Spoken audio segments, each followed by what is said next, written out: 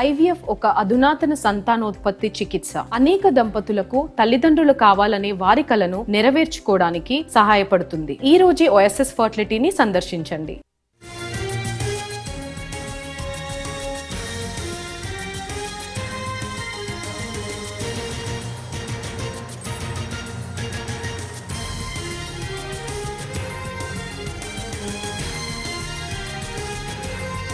కుంభవృష్టితో ఢిల్లీ అతలాకుతలమవుతోంది. రాజధాని రోడ్లు చెరువుల్ని తలపిస్తున్నాయి.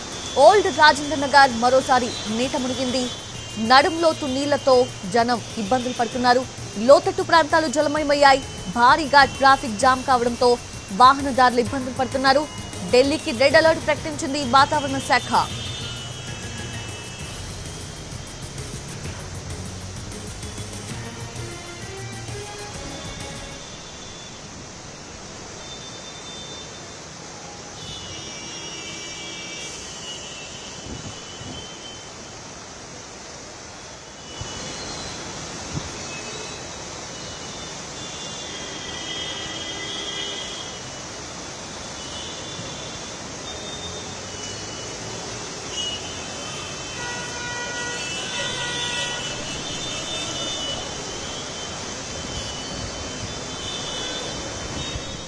ఢిల్లీలో రికార్డు స్థాయిలో వర్షాలు కురుస్తున్నాయి.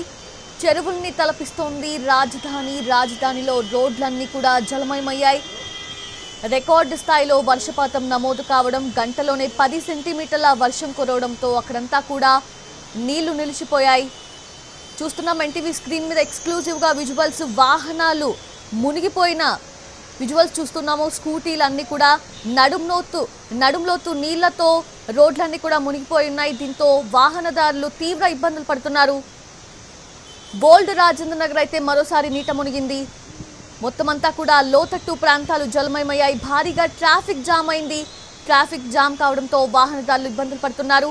నీట మునిగిన రోడ్లలో ఆ చీకట్లోనే వాహనదారులు ఇబ్బందులు పడుతూ వెళ్తున్న పరిస్థితి చూస్తున్నాము. ఇప్పటికే ఢిల్లీకి రెడ్ అలర్ట్ ప్రకటించింది వాతావరణ శాఖ.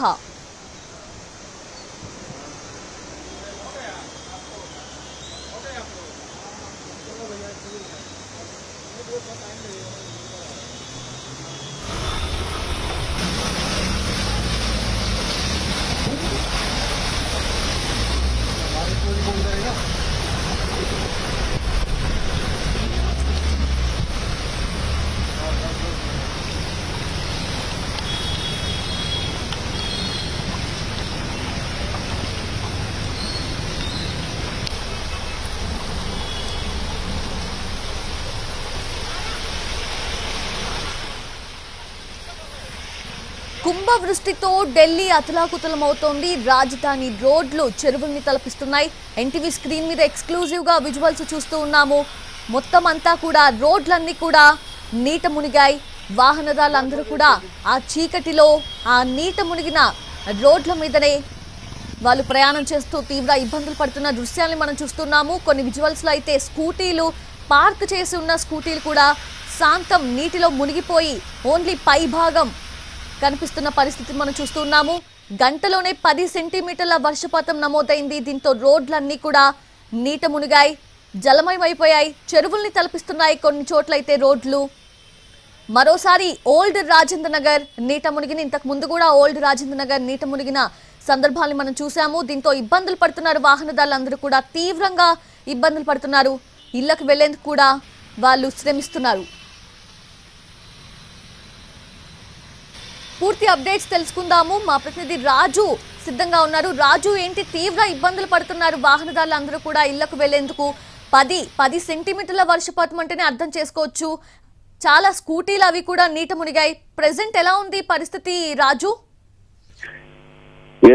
సౌజన్య, దేశ రాజధాని అంతా కూడా ఇప్పుడు ఏ విధంగానైతే లోతట్టు ప్రాంతాలు ఉన్నాయో అన్ని నీట మునిగినటువంటి పరిస్థితి కనిపిస్తుంది. ముఖ్యంగా మనం ఇప్పటికే అంటే ఏదైతే కొద్ది రోజుల క్రితమే రాజేంద్ర నగర్ లో జరిగినటువంటి ఘటనను చూసాం. సెల్లార్లోకి నీరు వెళ్లి 3 అభ్యర్థులు మృతి చెందారు. అందులో తెలంగాణకు సంబంధించినటువంటి తానియా, సోని కూడా ఉన్నారు. అయితే ఈ పరిస్థితుల్లో ఈ రోజు సాయంత్రం ఒకసారిగా అంటే 8 గంటల తర్వాత ఒకసారిగా భారీగా వర్షం కురవడం మొదలైంది. అయితే ఇప్పటికే అంటే ఏదైతే కీలక ప్రాంతాలైనటువంటి అంటే గతంలో ఏదైతే సెల్లార్లోకి నీళ్లు వెళ్ళినటువంటి ప్రాంతం రాజేంద్ర నగర్, దాంతో పాటు ఇటు మరోవైపు సెంట్రల్ ఢిల్లీ, ఇంకోవైపు అక్షర్ధామ్ వంటి ప్రాంతాలు అంతటా కూడా భారీగా వర్షం కురుస్తుండడంతో లోతట్టు ప్రాంతాలన్నీ ఇప్పటికే నీట మునిగాయి. చాలా దాదాపు అంటే 3 నుంచి 5 అడుగుల మేర కూడా కొన్ని ప్లేసుల్లో నీరు చేరింది. సో దాంతో అటు వెహికల్స్ అన్ని కూడా మునిగిపోయినటువంటి పరిస్థితి కనిపిస్తుంది. ఇక మరోపక్క సాయంత్రం ఇదే సమయంలో అందరూ ఇంటికి చేరుకునేటటువంటి సమయం, దాంతో రోడ్లపైన కూడా పెద్ద ఎత్తున ట్రాఫిక్ జామ్ మొదలైంది. ఇప్పటికే భారీగా అటు రోడ్లన్నీ కూడా ట్రాఫిక్ జామ్ తో నిండి ఉన్నటువంటి పరిస్థితి కనిపిస్తుంది. సో మళ్ళీ వర్షం కొనసాగుతూనే ఉంది. ఇలాగే కొనసాగితే ఉదయం వరకు మరింత లోతట్టు ప్రాంతాల్లోకి భారీగా నీరు చేరే అవకాశం అయితే స్పష్టంగా కనిపిస్తుంది. సో గత 4 రోజుల నుండి కొంత ఏదైతే ఈ ఢిల్లీలో ఉన్నటువంటి మున్సిపల్ కార్పొరేషన్ నుంచి కొన్ని పనులు అయితే జరుగుతున్నాయి డ్రైన్ వాటర్ వెళ్లేందుకు, కానీ ఇక పూర్తి స్థాయిలో అవన్నీ జరగకపోవడం, ఇంకా రోడ్లపైనే నీరంతా కూడా నిలిచిపోతున్నటువంటి పరిస్థితి ఉంది. దేశ రాజధానిలో ఉన్నటువంటి జనం కొంత ఈ వర్షాలకు తీవ్ర ఇబ్బందులు పడుతున్నటువంటి పరిస్థితి అయితే స్పష్టంగా కనిపిస్తుంది.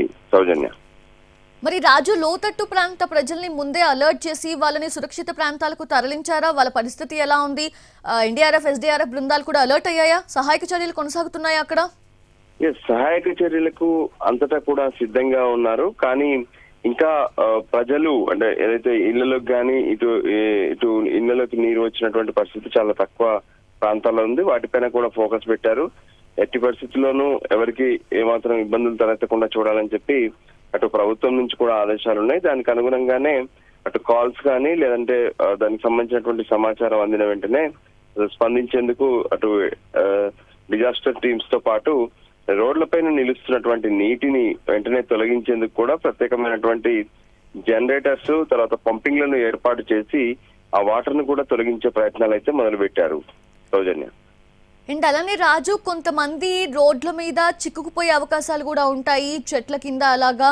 సో అలాంటి వాళ్ళకి ఏమైనా టోల్ ఫ్రీ నెంబర్ లాగా అనౌన్స్ చేశారా? వాళ్ళు ఏమైనా వెంటనే ఫోన్ చేసి సాయం పొందేందుకు? ఎస్, ఎప్పటిలాగానే ప్రత్యేకమైనటువంటి టోల్ ఫ్రీ నెంబర్స్ ఇవన్నీ ఏర్పాటు చేయకపోయినప్పటికీ కూడా పోలీసు యంత్రాంగానికి చేసేటటువంటి టోల్ ఫ్రీ నెంబర్ ఏదైతే ఉంటుందో దానికి కాల్ చేయాల్సి ఉంటుంది. దాంతో పాటు అధికారులు ఎవరైతే ఉన్నారో అటు మున్సిపల్ అధికారులు, పోలీసులు, మరోపక్క ట్రాఫిక్ పోలీసులు వీళ్ళంతా కూడా డ్యూటీస్ లోనే ఉన్నారు. ఎక్కడ ఎటువంటి సమస్య తలెత్తినా మేము సిద్ధంగా ఉన్నామని చెప్తున్నారు. అయినప్పటికీ కూడా పలు చోట్ల కొంత కాలనీలోకి నీరు చేరడము, లేదంటే రోడ్లపైన ఫ్లైఓవర్స్ కింద కానీ అటు లోతట్టు ప్రాంతాల్లోనైతే భారీగా నీరు చేరుతుంది. అయితే వర్షం కూడా ఇంకా కంటిన్యూ పడుతూనే ఉంది. ఈ రాత్రంతా వర్షం పడితే మాత్రం ఖచ్చితంగా ప్రజలు మరిన్ని ఇబ్బందులు పడక తప్పదు. సో అయినప్పటికీ కూడా ప్రతి ఒక్కరూ సురక్షితమైనటువంటి ప్రాంతాల్లో ఉండాలి. ఏవైతే ఏళ్ల తరబడి అంటే పాత ఇళ్ళు ఏవైతే ఉన్నాయో ఆ పాత ఇళ్ల వద్ద మాత్రం ఎట్టి పరిస్థితుల్లో కూడా ఇళ్లలో ఉండొద్దని చెప్పి ఇప్పటికే ఆదేశాలు జారీ చేసినటువంటి పరిస్థితి కనిపిస్తుంది. ముఖ్యంగా ఈ సెల్లార్ ఘటన ఏదైతే ఉందో సివిల్స్ ప్రిపేర్ అయ్యేందుకు వచ్చి 3 చనిపోయినటువంటి ఘటన, ఈ నేపథ్యంలో ప్రత్యేకంగా ఏదైతే ఇప్పటి వరకు దానికి సంబంధించినటువంటి అటు సెల్లార్లలో ఎటువంటి క్లాస్ రూమ్స్ కానీ లైబ్రరీలు కానీ ఏర్పాటు చేద్దని చెప్పారు. అందులో ఎవరు ఉండొద్దని కూడా ఆదేశాలు జారీ చేసినటువంటి పరిస్థితి ఉంది. దానికి సంబంధించి ఇప్పటికే మున్సిపల్ కార్పొరేషన్ కి సంబంధించినటువంటి అధికారులు ఒకవైపు చర్యలు తీసుకుంటూనే అక్రమ నిర్మాణాలను కూడా తొలగిస్తూనే ఉన్నారు. సో దానికి అనుగుణంగా దీనికి సంబంధించి పూర్తి డేటా వర్షం తగ్గాక అటు మున్సిపాలిటీ సంబంధించినటువంటి అధికారులు పోలీసులకు అందేటటువంటి సమాచారాన్ని బట్టి మరిన్ని విషయాలు వెలుగులోకి వచ్చే అవకాశం కనిపిస్తుంది.